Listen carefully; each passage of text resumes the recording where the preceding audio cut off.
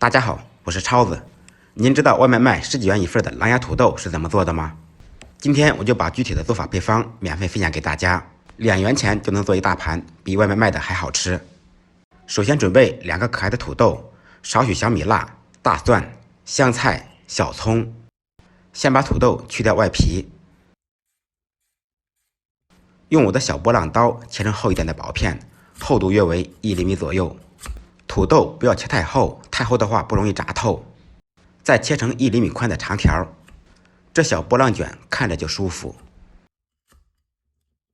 全部切好以后，准备1盆清水，放入少许白醋，1小勺盐，把切好的土豆放入水中清洗浸泡，洗掉表面的淀粉，这样炸出来颜色会更好看一些。洗好以后控水备用。准备好的大蒜拍匀剁碎，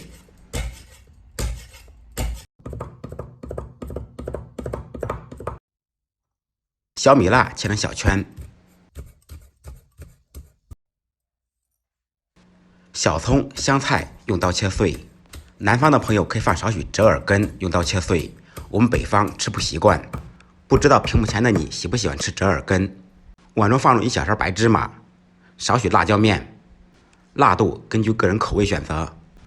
锅中做少许花生油，油热以后将油浇在小料上面，呲一下香味就出来了。放入2小勺孜然粉，1小勺花椒粉，适量的盐，少许鸡精，1勺白糖，1小勺生抽，2小勺香醋。调好的料汁用筷子搅拌均匀，就这碗料汁蘸鞋底都嗷嗷香。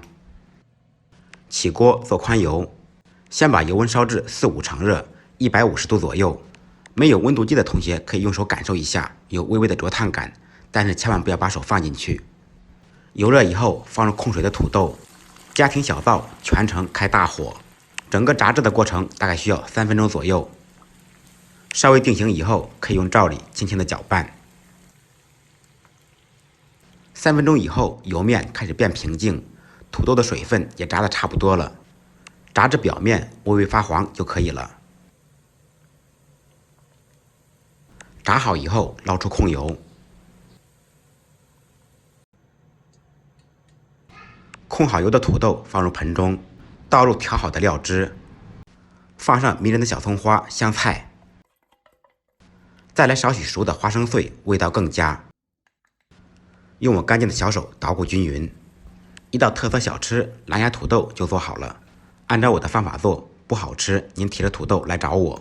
感谢朋友们的支持点赞，再忙再累记得按时吃饭。下期视频见，拜拜。